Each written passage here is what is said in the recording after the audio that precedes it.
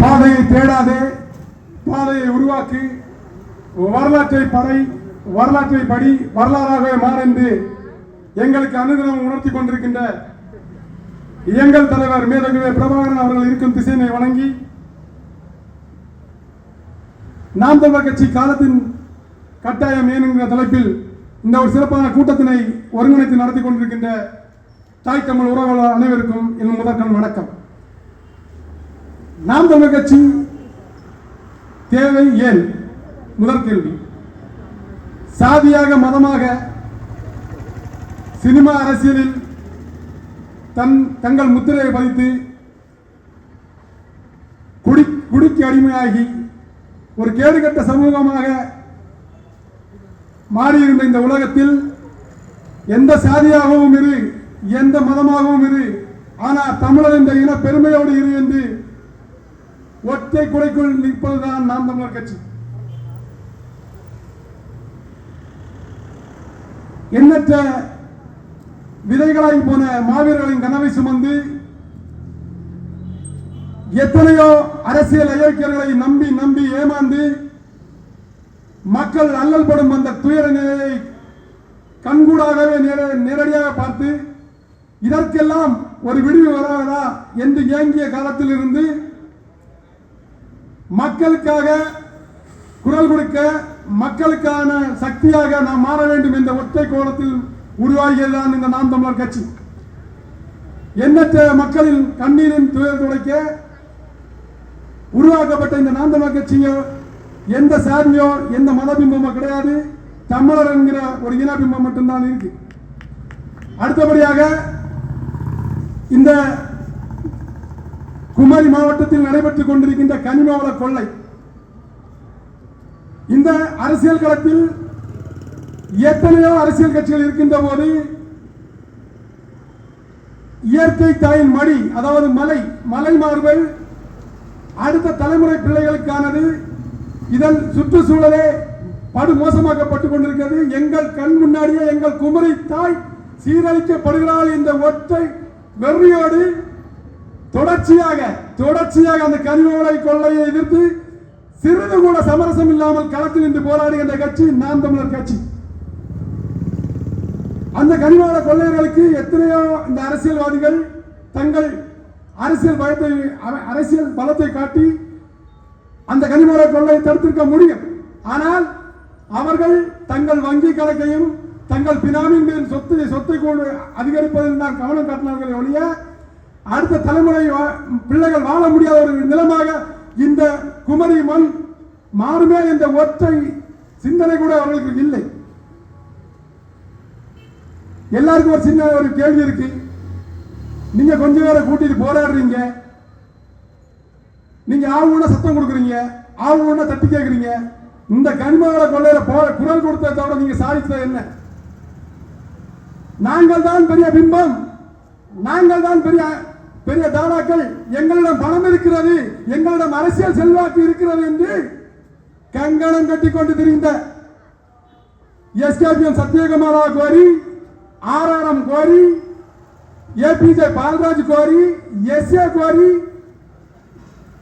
மற்றும் அதை சுற்றி இருக்கின்ற கோரிகள், நந்து கோரி, இந்த கோரிகளுக்கு அவர்கள் செய்த அட்டூழியத்தை தோலெடுத்து ஆதாரத்தோடு காட்டி அவர்களின் முகத்திரை கிழித்து எறிந்ததான் இந்த நாம் தமிழர் கட்சி.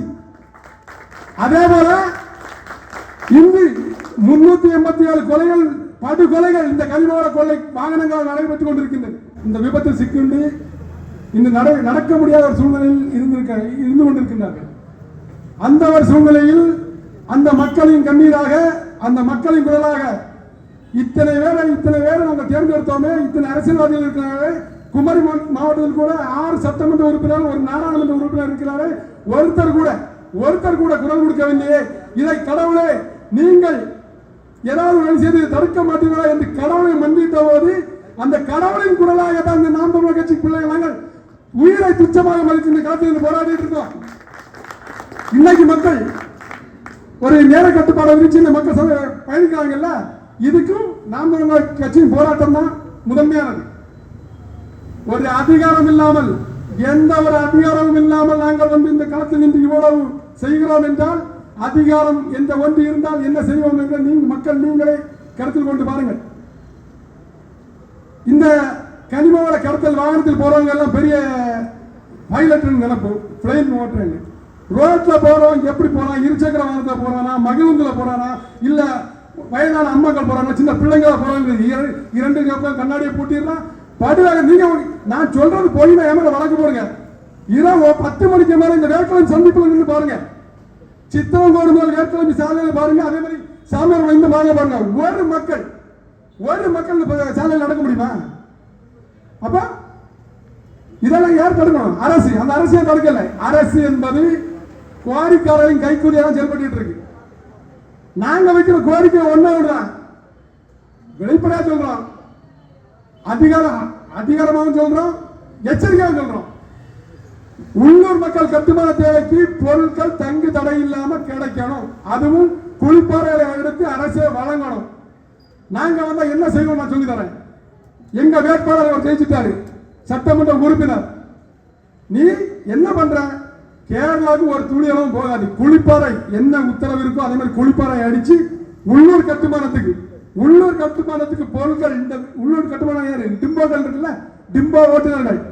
அவங்க டிம்போக்கு நீ தடை இல்லாம கூட இல்ல எங்களால முடியாது பண்ணாங்கன்னா கோரி அந்த இடத்துல சீல் வச்சு பூட்டா படம். இதான் நாம் தமிழர் கட்சி. ஒரு கட்சிக்கு திராணி இருக்கா, தெம்பு இருக்கா? இது என்ன எளிய மக்கள். ஏன்னா சித்திரங்குடம் என் வீடு, அங்க இருக்கிற குவாரி முதலாளிகள், அங்க வந்து உள்ளூர் டிம்போக்காரங்க ஒவ்வொருத்தரும் படுற வேதனை, உள்ளூர் மக்கள் படுற வேதனை கண்ணால பார்த்துட்டு இருக்கேன். என்ன செய்யறது? ஒண்ணும் பண்ண முடியல, ஒண்ணுமே பண்ண முடியல. ஏன்னா இவனுங்க மூட்டை மூட்டையாக கொண்டாங்க பணத்தை கொடுத்துறானுங்க. இங்க இப்போ நம்ம மாவட்ட ஆட்சியர் ஒருத்தர் இருக்காங்க, அழகு மீனான். அவங்க வந்த நேரத்தில் நான் கூட நல்லா சில்லறை செய்தாருங்க.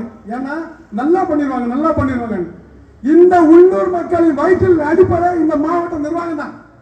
இந்த வேட்கிழமை பேரூராட்சி நிர்வாகங்கள் இருக்குல்ல, பேரூராட்சி அலுவலகங்கள் இருக்குல்ல, அந்த வேட்கிழமை பேரூராட்சிக்கு உட்பட்ட பகுதியில் அந்த கோயில்கள் எங்கிட்டு இருக்கு. இந்த வேட்கிழமை பேரூராட்சியில் எத்தனை கவுன்சிலர் இருக்கீங்க, எத்தனை ஒரு அந்த பஞ்சாயத்து தலைவர் இருக்கீங்களா? உங்களோட அக்கறை என்ன? உள்ளூர் மக்கள் உங்களுக்கு ஓட்டு போட்டாலும் ஒருத்தருக்கு ஓட்டாலும் இந்த உள்ளூர் மக்கள் ஓட்டு இருக்குல்ல. நீங்க என்ன பண்ணீங்க? நீங்க நல்ல ஒரு வேட்கிழமை பேரூராட்சி நிர்வாகத்துக்கு இருக்கு. நீங்க என்ன பண்ணீங்க? கோரிக்காரண்ட கேரளாவுக்கு கொடுக்காத, உள்ளூர் மக்கள் பிச்சை எடுக்கல, உள்ளூர் மக்களை வயிற்றுல அடிக்க நீங்க சொல்லிருக்கோமா இல்லையா? நீங்க சொன்னீங்களா? இல்ல. நீங்க என்ன பண்றீங்க? அந்த கோரிக்காரனுக்கு நீங்க போய் மாமா வேலை பார்த்துட்டு இருக்கீங்க. இதான் உண்மை. இது இல்ல யாராவது மறக்க முடியுமா? நீங்க நினைச்சதை தடுக்க முடியாதா? உங்க கண் முன்னாடி தானே டிம்போக்காரருக்கு 8 மணி வரை 10 மணி வரை கோரிக்கை முன்னாடி நாய் மாதிரி காவல் நடக்கும். உங்களுக்கு கண்ணு இல்லையா? இதற்கும் எதிர்த்து குரல் கொடுத்துருக்க கட்சி நாம் தமிழர் கட்சி மட்டும்தான். அந்த சத்தியகமலா கோயில இரவு மட்டும்தான் டிம்போக்களுக்கு, இரவு தான். நைட்டு ஃபுல்லா லாரி கொடுப்போம், காலையில டிப்போ கொடுப்போம் ஒரு சட்டம் போட்டான். அதுக்கு கூட அடுத்த நோடி கூட காணொலி போட்டது நானும் எங்க வேட்பாளர் சீலன் தான். நீங்க இரவு ஃபுல்லா கனிமவள கடத்தல் லாரியில கேரளா கடத்துவீங்க, அடுத்த நாள் மீண்டும் அவனுக்கு என்னத்தை எடுத்து கொடுப்பீங்க? அதனால மக்கள் நல்லா சிந்திங்க. இந்த கேடுகட்ட அரசியல்வாதிகள் இவங்க அடியோட ஒழிக்கணும். எத்தனையோ அயோக்கியர்களை நீங்கள் மொள்ளமாரிகளை திருட்டு பேர்களை நீங்க சட்டமன்றத்துக்கு அனுப்பி அழகு பார்த்துட்டீங்க. உங்களுக்காக உழைக்க காத்திருக்கின்ற நாம் நம்ம பிள்ளைகளுக்கு ஒரு வாய்ப்பு தாருங்க. அதே மாதிரி சமூக வலைதள குடுங்கிகள் கேட்கிறாங்க, நாம் தமிழர் கட்சி என்ன சாதிச்சு கிழிச்சதுன்னு கேட்குறீங்க. ஏப்பா தம்பி, நான் எங்க தொகுதியை பேசுறேன்பா. எங்க வேட்பாளர் ஒரு அதிகாரம் கிடையாதா? ஒரு அதிகாரம் ஒருத்த பைசா கிடையாது. ஒருத்த கைசா குவாலிட்டியோ இல்ல லாரிகாரன் கையாந்து பிச்சை எடுக்கல. எங்களுக்கு கஷ்டப்பட்டு கொத்த வேலை, ஒவ்வொரு கடையில போய் வேலை எடுக்கிறது, எல்லாம் வேலை பார்த்து அவன் பைசா போட்டு 60 குளங்களை மீட்டெடுத்திருக்காரா எங்க வேட்பாளர் சீலன். எங்க போனார் உங்க சட்டமன்ற உறுப்பினர்?